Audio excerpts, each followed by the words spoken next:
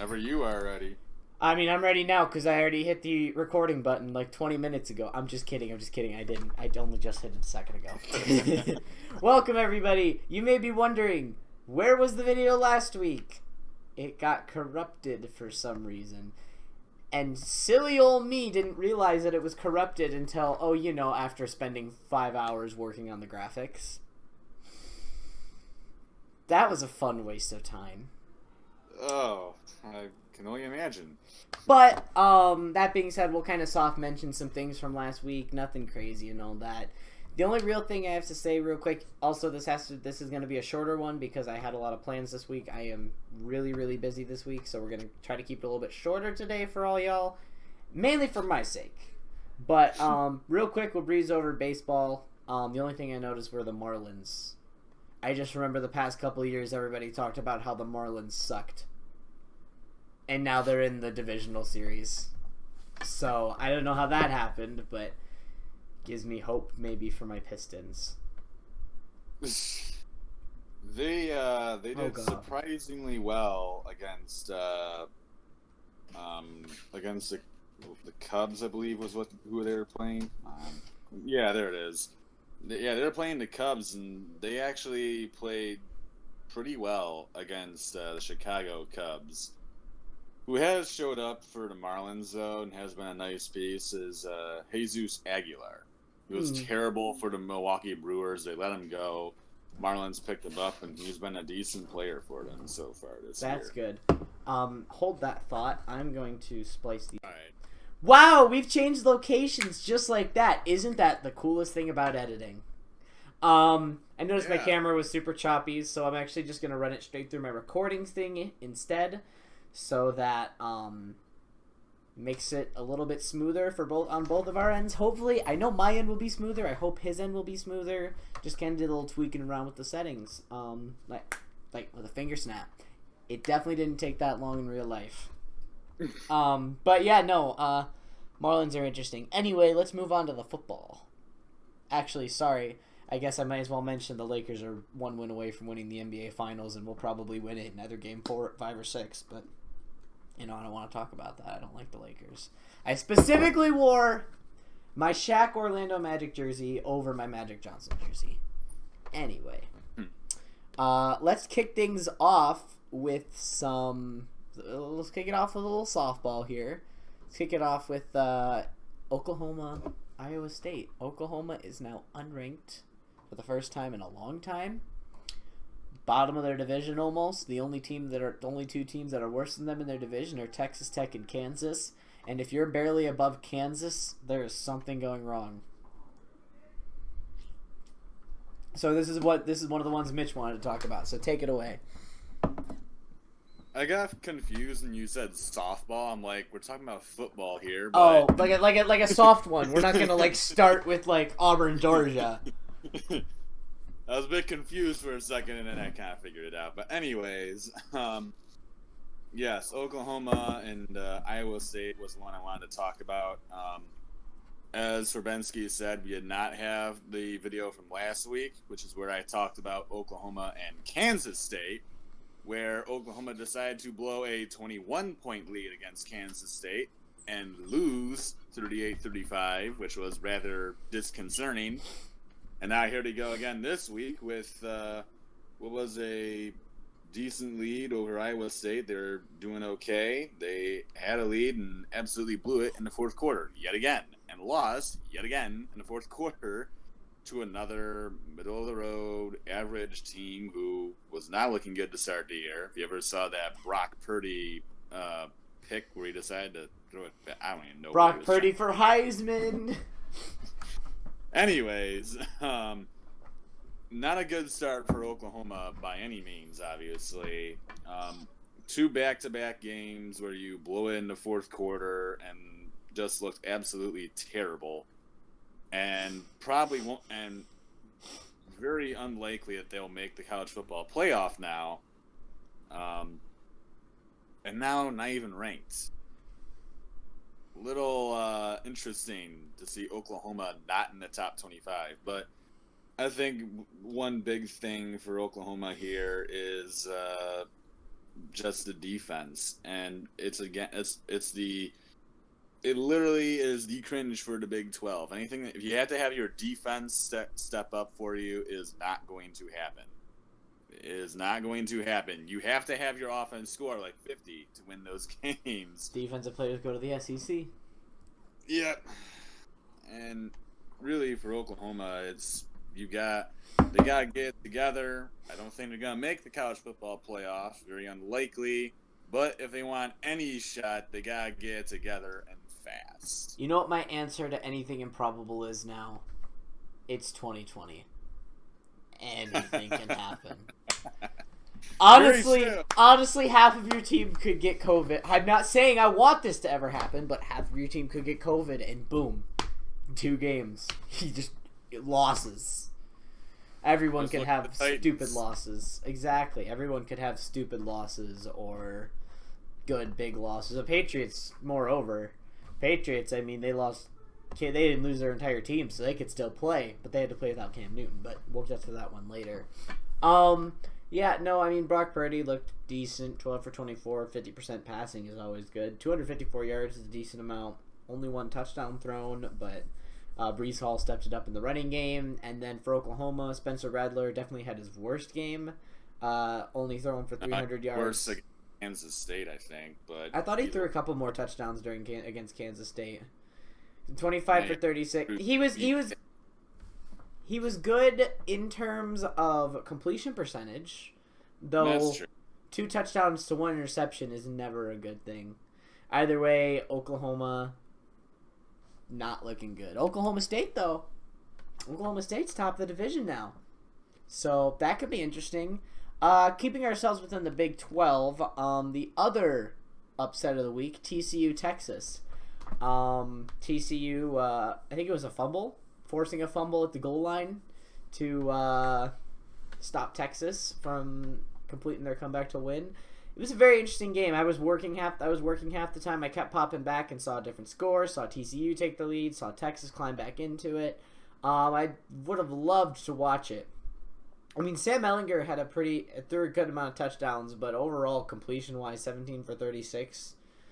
236 yards is kind of mediocre. Those 4 touchdowns did help, though, but honestly, TCU just played better. I thought it was a great game, but I think we keep falling for this trap, man. I think we keep falling for, oh my gosh, is Texas football back? And then they go do something stupid like this. I think it's just the Sam Ehlinger effect. Sam Ehlinger will have a great game, and you'll be like, oh my gosh, is Texas back? And then they go drop the next game to TCU. But I don't really have too much to say about that. I just thought, Texas, man, I just want them to be decent. I want them to stay in the top 10 for once. Well, if you guys don't know, I was on back-to-back vacations these past 2 weekends, so I haven't really seen a whole lot of NCAA football either one of these weekends because I was basically doing stuff both Saturdays, so I didn't really see much of this stuff. But again, this is just defense. Big 12 does not have a defensive presence whatsoever, and TCU just got to do whatever the heck they wanted and when they wanted to. And like you were saying, Texas, everyone always says, ooh, Texas is back. And then, like you said, they go ahead and do something stupid. Every year we always say Texas is back. They're doing well. They had a great game. Ooh, yeah, maybe they're back. No, they're not. They're probably just going to be another middle-of-the-road average team again. They only had 1 year where they were actually decently pretty good and did not make the college football playoff. They were close. Mm-hmm. They were very good that year. Wasn't enough. Yeah. Oh, and for those of you wondering what's on my whiteboard, I run a Smash League. My team name is the Pink Fedoras, and I'm a commentator as well as the commissioner. So it says no bias, but let's go. So don't mind this. Don't think I'm crazy. It's for a Smash League that Mitch currently has way too many expectations. But one had the best score of week 1, so There you go. Had the best record Me. and score. I mean, it was very close. It was like there were 3 people with a 7-3 record. It just came down to a matter of like a couple of points. Yeah, I thought I still had those, whatever. Yeah, no, you definitely, you had the most points. You had the most points in week 1 alongside the best record, which was good. Oh. So you're in first place still. I'm still in third place. And then poor Jeff went 1-9 and with 200 score. Anyway, you gotta talk about Smash. I was about to say, you gotta decide what other game you want to do. That being said, I'm gonna go Auburn, Georgia next. I came home from work and my dad was just like, dude, this Georgia team looks outstanding. And I'm like, we say that every year, and they always end up underperforming near the end of the year. And he's like, no, this team looks really good. I didn't have much time to watch it. It looks like they definitely took their foot off the gas at the end of the game, because what was it, like 24-3 going into halftime, and then they each scored a field goal. It was funny because it was 24-3 going into halftime. Auburn scored a field goal, and Georgia was like, no field goals for you, and then went down and made a field goal of their own, and then did nothing the rest of the game. But the Georgia defense looks absolutely stellar as usual. I mean, Bo Nix is a pretty decent quarterback at the least, and he didn't score a single touchdown. The Auburn offense just got shut down by the Georgia defense. Again, I don't know how good this team is going to be. We're going to see, considering they have to play Tennessee, Alabama, and Florida. But definitely a good start to the season with a big win, a dominant win against Auburn. Got anything else? Well, for Georgia, the big thing for me is all their quarterbacks that they have on their team. They have a lot of quarterbacks who all have a possibility of playing. I'm curious which one is going to start the most out of the group, because I think almost all of them have had at least some kind of playing time, except for like JT Daniels. But JT. I think Dwan Mathis has been in, Bennett's been in. Bennett looked good. So I'm curious how the Georgia offense is going to run. We always know that the Georgia defense is going to be very good. Outstanding. Georgia defense has been unbelievable for years, and they showed that again against an Auburn offense that is not chump change, obviously. Bo Nix is a nice quarterback. I still think that he's young. He needs some polishing on his abilities, but he's still a decent quarterback, and he can definitely play. And as for the running game, I don't really know much about Auburn's running game, so I don't really have much to say about that. But Georgia is a great, talented team, and I think every year they get disrespected because really the team that always comes out of the SEC is Bama. Bama, last year was LSU. So there's LSU. But Georgia's always on the other side. Georgia's pretty much dominated their conference. I say, get rid of conferences. Screw conferences. 2 best teams in the SEC championship. Let's go. Honestly, the SEC doesn't change that much. Big Ten might change. ACC will probably change. But Big Ten might change. It might not be Ohio State, Wisconsin every year. It might be Ohio State, Penn State one year. Or Minnesota. Well, I'm what? Penn State's in our division. Well, that's what I'm saying. Abolish divisions. Oh. That's what I'm saying. If you abolished divisions, then it would be 2 best teams. It would change. That's what I was saying. Yeah. Also, Kirby Smart. How does taking a lower position of a defensive coordinator at a team that has performed way worse than Georgia over the past couple of years sound? Because Michigan would like you as their really good defensive coordinator. How does that sound, taking a lesser position at what seems to be a lesser current program? We're historic. I think that's people thinking, but it's never going to happen. There would be. Why would you step down? If he really wants to, I mean, go ahead. Why would you step down being the head coach at Georgia to work under Jim Harbaugh? You know, all right. I wouldn't. What game have you picked? Well, I mean, there's a couple games I can kind of go over. I'm not exactly going to go into depth about really any of them, but I'll just go with well, you were basically chanting Arkansas. Yes! I Arkansas love that. Arkansas and Mississippi State. Now, obviously, Mississippi State is now number 16 from the upset of LSU last week, where KJ Costello went absolutely bananas. And now they come into this week against former Florida starter Felipe Franks and lay an egg. Didn't look anything like they did against LSU in Baton Rouge. Coming home, did not look the greatest, and yeah, Arkansas came up on top, winning that one 21-14. Honestly, when I saw Mississippi State beat LSU, I thought somebody was going to beat LSU. They don't have their starting quarterback. There is no Joe Burrow. Half their team is gone, so I wasn't surprised to see that they lost. I just wasn't expecting it to be Mississippi State.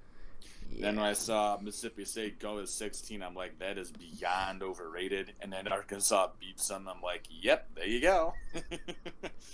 Point proven. I think Mississippi State is still a decent team, but they still got some work to go before they have any relevancy. I'm excited to see Mike Leach and KJ Costello against Alabama. I'm excited to see that one. That's how you prove your worth in the SEC. You beat Alabama. The only way to. I would just like to say, Rutgers, the pressure is on, because you and Arkansas were the bottom two of Power 5 conference teams because y'all stunk. Both of you stunk. But you know what Arkansas just did? Arkansas just snapped its 20-game SEC losing streak. Rutgers, you have a 20-game Big Ten losing streak. So you better come out and win your first game, or else you're going to officially be on a whole new level of you stink. You stink. I don't know why I said stink. Sorry, Rutgers. I had to bring it up. You and Arkansas. We're talking about Arkansas here. They stink just as much as you, but those boys out there winning. Have anybody that's good. At least Arkansas has Felipe Franks. I like Felipe Franks. I know a lot of people don't. I like him. But Felipe Franks, honestly, is a great quarterback. What was it? Why I keep him. God, what was it? I believe it was against Tennessee. I think it was against Tennessee, where he was just like he was scrambling and he just like threw a long bomb down the field and they somehow caught it. Yeah. I remember that. That was absolutely insane. But all right, hang on, give me 1 second here. I just want to see, is it feasible that Rutgers wins their first Big Ten game? It's feasible. They're playing Michigan State.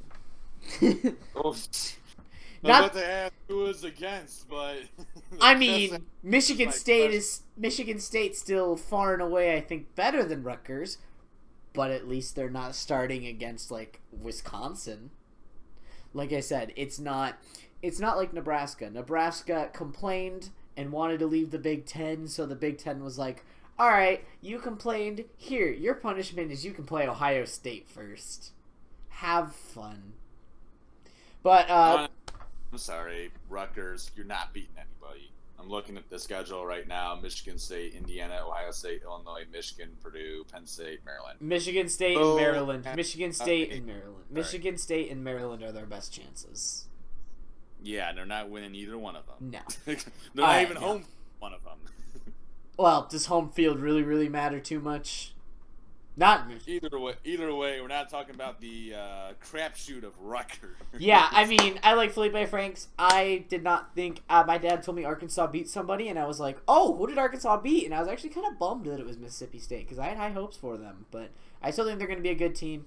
I think they just decided to take a week off for some reason. I want to go look up Mike Leach sound bites now. Anyway, moving on to the NFL. Well, actually, unless you wanted to briefly talk about some other games.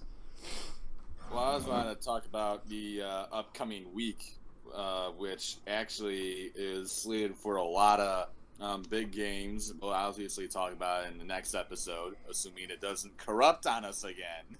I changed the drive that it's going to be on, so it's going onto the drive with like 900 gigabytes of storage. So there should be no reason it should screw up. Hey, you just said earlier, 2020, anything can happen. Don't remind me. Don't remind me. Anyways, next week is going to be a big week for a lot of different football programs. Just mentioning some of the big games next week. Florida, Texas A&M, I think, could be really, really important, especially for a team like Florida. Texas A&M, obviously, just coming off that big loss to Bama. They basically just got smoked. That'll be something to watch. I know this isn't the right jersey, but let's beat Clemson, please, Miami. I don't know why. That's the only Miami. Like, that's the only Miami thing I have is the Heat jerseys. So let's go Miami beat Clemson. I saw you bring a Miami Heat jersey. I'm like, oh no, that team is toast. Oh, that team is toast. But anyways, I'm curious. Can Texas A&M maybe pull something together and upset Florida, or will they probably fall out of playoff contention? Virginia Tech, North Carolina, also next week. Neither of these teams have lost a game yet. Both of them are very much in the conversation for the ACC championship. Wait, who? And really, maybe even college football playoff discussion. Wait, specifically North Carolina. Oh, North Carolina, Virginia Tech. So I'm very curious how that's going to go. Of course, I'm not going to see any of these games because they're all at noon, and I'm going to be working.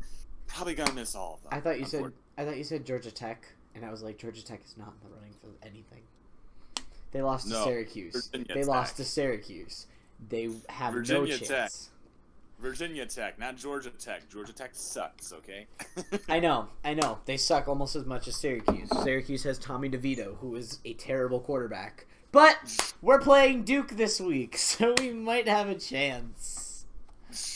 Coming up next week, Texas and Oklahoma. Now, obviously, both these teams just lost next week, so whichever one wins will probably look better for next week. Tennessee, Georgia also next week. Neither team has lost. Both of them looking to stay undefeated. And, of course, the big game that everyone's going to be talking about, Miami, Clemson, next week. Is the U back? 7:30 ABC. Wow, that's going to be a lot of fun. Fortunately, I'm not going to be working when that game starts, so I am not going to miss that one. Is the U back? I don't know. It's kind of like another Texas thing. They always say the U is back, and you never know. They had that 1 year. They had that 1 year until they lost at the end. To Pitt. What is that game? 7:30? 7:30? Yeah, 7:30, or not ESPN, ABC. I don't get home till... because I don't get home till 6:30 my time, so... I'm off at 8, but with that kind of a big game, they're going to hype it up like as much as possible, so it'll probably start more like 7:45. That's fair. I'll just have to watch like the first hour of it at work, but I'll be able to watch the rest at home. That's gonna be an exciting game though, and maybe we'll beat Duke this week. I don't know. That being said, all the games start at 9 o'clock. All the games. To the NFL. All the games start at 9 a.m. for me, so that's when I start work. NFL. So, interesting week. First thing I'll mention before we get into, I'm sorry, but I wanted to mention this before we get into any of the games. If you haven't noticed, if you didn't hear, Texans fired Bill O'Brien. Bill O'Brien had to look. Trubisky is happy with that choice. Bill O'Brien had to look at the schedule and be like, "Yep, I am screwed." I mean, opening up against the Chiefs, the Ravens, the Steelers, and then losing to... Who did they lose to? Oh, they lost to the Vikings. Oh. He deserved to be fired. I knew that much, but wow. You have Deshaun Watson on your team. They shouldn't have given up DeAndre Hopkins. But I'm okay with it, even though Cardinals ain't looking too good right now. but neither is the rest of the NFC because the NFC East divisional leader is 1-2-1. Just wanted to quick mention that, as obviously it is a big firing for the Texans. Mm-hmm. Of course, a question comes up with who they will get to replace them, but we can talk more about that next week as we don't really have a lot of time Jim today. Caldwell. Jim Caldwell. But yeah, real quick before we get into the games, I just want to mention, can we just, I said this last week, I'm just going to mention it every week, can we abolish the NFC East? Like, it just sucks. Like, it's just terrible. The Eagles are on top of the division. The Eagles just beat the Niners somehow, so. The Eagles are on top of the division at, what, 1-2-1? Yeah.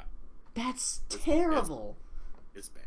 That's bad. And the Cowboys got the tie with the Bengals as the leader. We're gonna get to this. We're gonna get to this later because I know he wanted to talk about this. I was kind of excited. I want to talk about this one too. But and the Cowboys got their butts blown up by the Browns. Anyway, let's start with Saints Lions. Yeah, we'll just go there first. Again, I saw the Lions were winning 14-7, and I'm like, oh, maybe we have a chance. But it's good to see that the Lions are back to themselves, blowing it. And then next time I check, it's 35-14. I'm like, that seems more like it. Fun fact, Lions have now blown 6 consecutive double-digit leads. First NFL team to do that, just first of all. And second of all, that had to be some of the worst defense I have ever seen in my entire life. All I see Lion defenders doing is literally just walking into the runner and not even doing anything. They basically just ran into the guy, and that was that. No wrapping, none of this, none of that. They weren't even trying to grab him. They just kind of ran into him. That is not defense. That's just running into somebody. Hey, it's defense to the Lions, okay? Over there in Detroit, but tackling is when you wrap around the defender and try to bring him to the ground. I played the game myself as a defensive tackle. I know what tackling looks like. That was not tackling. And it's not that, no.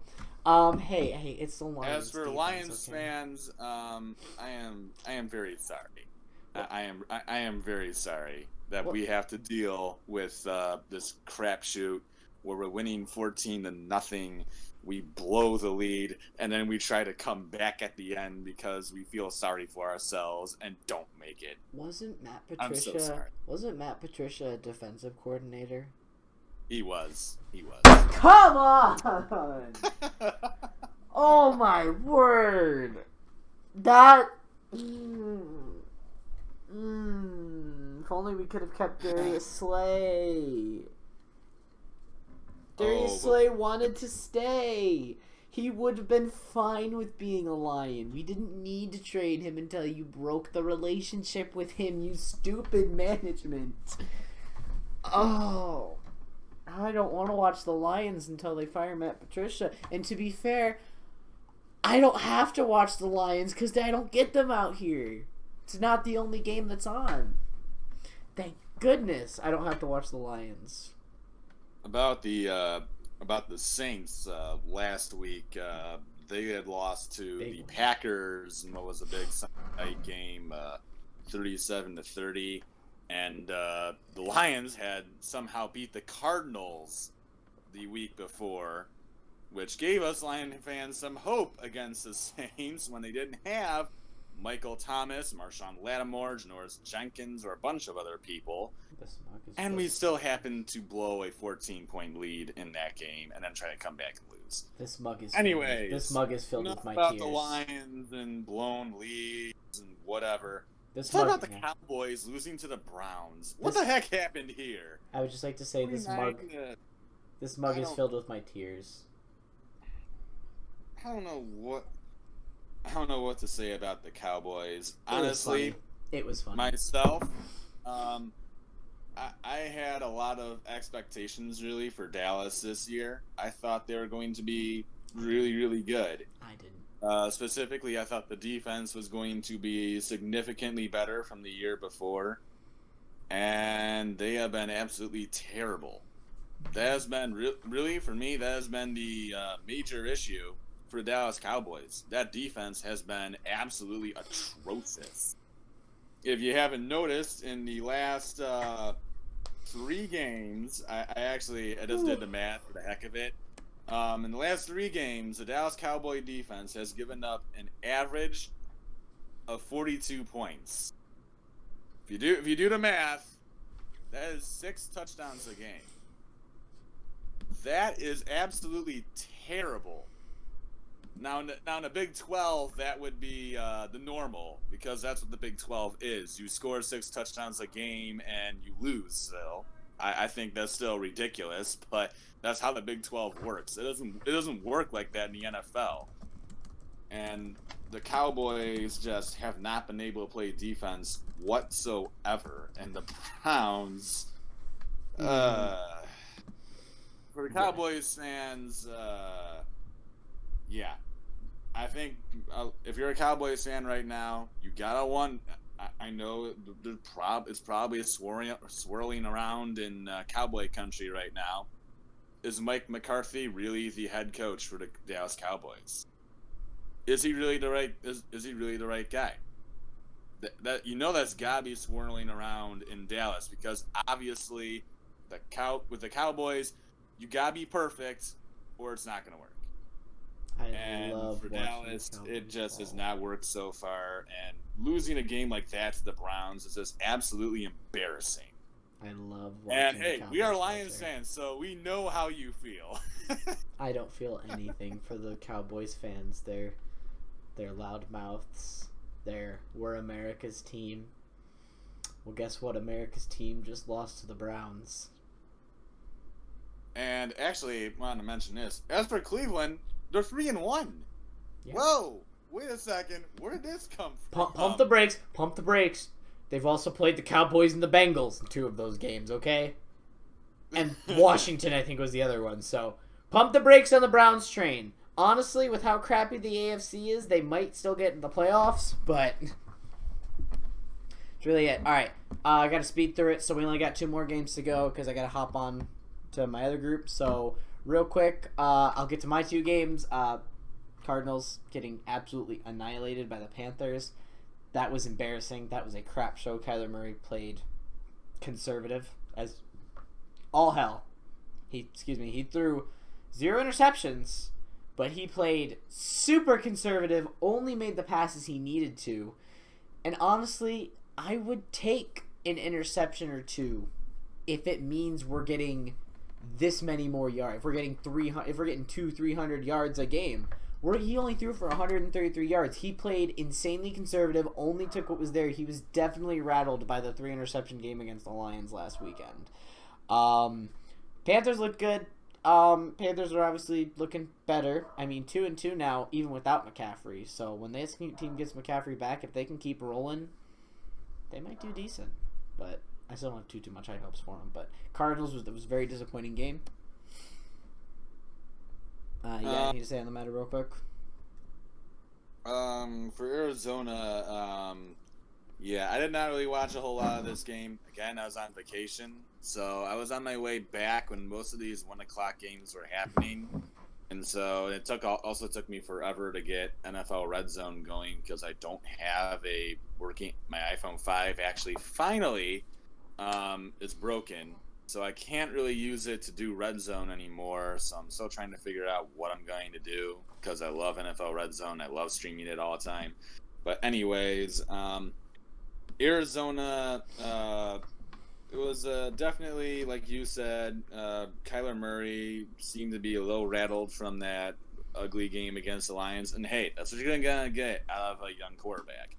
It's only his second year pro. And ugly game against I'm sorry, Lions fans, but was against a horrible team and is not very good. You throw 3 picks. That can be a little that can rattle you and get you frustrated, and then make you nervous to really take a risk against another team that probably is better and has some better talent than the one you just played. and so he didn't take much chances. Like you said, he probably I didn't really see, but he probably just took what he had. And I mean, DeAndre Hopkins, who hadn't been going crazy for like 100 yards for the last 3 games, only had 41. Thanks, guys. That really helped me in fantasy. But I mean, 41 of Kyler Murray's 133. Yeah. Mm-hmm. But either way, like you said, it definitely seemed like Murray was a little gun shy after the 3-pick game against the Lions. And Carolina, a little surprised to see them doing pretty well without Christian McCaffrey. Now, obviously, I have Christian McCaffrey in fantasy, so I am desperately hoping he comes back soon, because I desperately need him with now being 1-3 in fantasy. As there's only 4 teams make the playoffs out of 10. I'm 2-2. I had Melvin Gordon. Melvin Gordon went off for 25 points for me this week.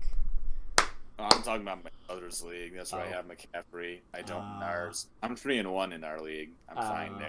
You're fine there. I don't have half my team hurt in my league. I'm okay there. There you go. Yeah, no. Not others. I'm 2-2. Like I said, Melvin Gordon kicked butt. But anyways, I think Carolina looked really good, and Arizona just Murray went gun shy. Okay. Final game of the night. Buffalo Bills are now 4-0 as they take down the Raiders 30-23. Josh Allen had probably one of his less spectacular games, but 24 for 34, almost 300 yards and 2 touchdowns is still pretty good, as he led the Bills to their 4th straight win. I mean, it's not like they've played chump teams either. The Raiders have been pretty decent.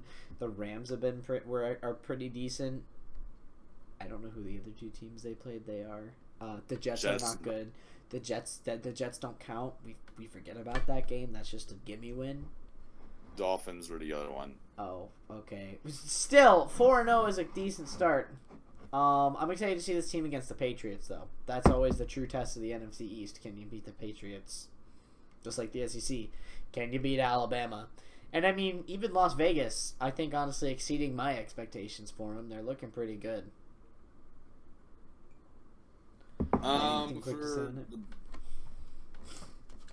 For the Bills, they got some big games coming up here, actually, as it's going to get increasingly worse for them. I mean, you played the Rams, where, honestly, that was one of the bigger games from last week, but they obviously, controversial call, got a little lucky, probably shouldn't have won that game. Well, again, there's a controversial call on their side, too, though, that wouldn't have given the Rams a touchdown.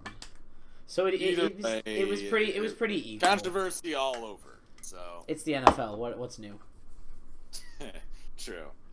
And of course, they just beat the Raiders this week. I am not a big fan of the Raiders. I didn't really think they'd do anything this year, and they actually have looked okay so far. So, gotta respect that. They do look like they're an okay team at least. So, seeing the Bills go into Las Vegas and get the win was decently impressive. But here are the next 2 games for the Buffalo Bills that really I want to pay attention to and see how they fare, because these next 2 really are probably going to define how good Buffalo is, as they'll take on the Tennessee Titans on the road.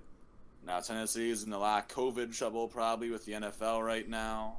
They might get a bunch of punishment stuff, so I don't know if they'll even play their next game. But that's a whole different conversation. And after Tennessee, on Thursday night, they'll take on the Kansas City Chiefs at home. Ooh. So this can be a test. There is a huge game for Buffalo. Huge game. Obviously, Kansas City has an unbelievable defense. No, not defense. Wait, what are you talking about? What world are you in? This is the Big 12. Just like the Browns are an inevitable conference or division champion. Inevitable Super Bowl champs. Get it right. That too. But the Chiefs obviously have a great offense, and their defense is not terrible, but it's not great either. But that's going to be a big game for the Bills. Yeah, they do that. I mean, that shows that they belong in the AFC.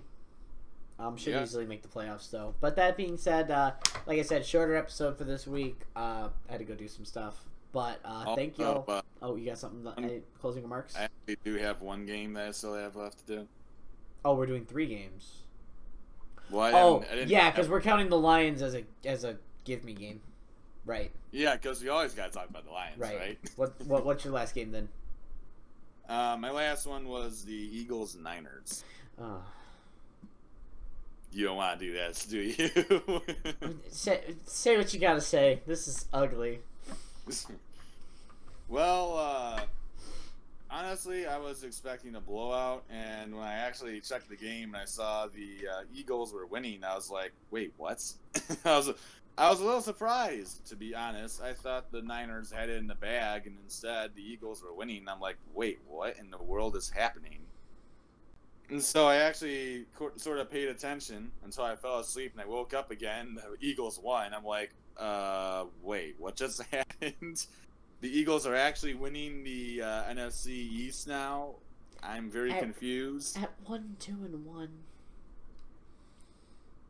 But for the Niners, I'm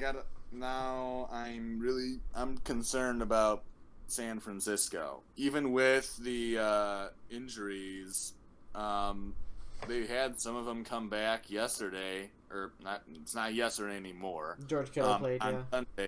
Yep, George Kittle, Deebo Samuel came back. Did they have anyone else come back in that game, or was it just those two? I don't know. Garoppolo obviously didn't play. Yeah, Garoppolo was. C.J. Beathard, isn't that the guy from Iowa? Yeah, apparently he played. I guess they put him in because Nick Mullins was that bad. I mean, yeah, Nick Mullins does not look like he played very well. No, it does not. But two of the big ones for San Fran were George Kittle and Deebo Samuel both coming back this week. And neither one of them, George Kittle. George Kittle had 15 receptions and 183 yards. But I was thinking Deebo Samuel because he did not do a whole lot, but honestly, if you can't beat the Eagles, who had to tie the Bengals at home, then what the heck is going on? You gotta wonder. I mean, obviously they've had a lot of injuries, so you gotta give them a little bit of some room there because they've had like multiple injuries across the board. But a little disconcerting that you can't beat the Eagles. A little bit. Just a little bit. Oh, your baby. But no biggie. It's just the Eagles who have multiple people hurt themselves and they have no receiving. Who stink, but you know, live and let live. I guess. That being said, we are now officially going to end it for the night because I forgot the Lions were a gimme game. Thank you all so much for always tuning in. Excuse me. Hopefully you'll get to see this video because hopefully it won't corrupt. Because hopefully it won't get corrupted again. Exactly. All right. Peace out.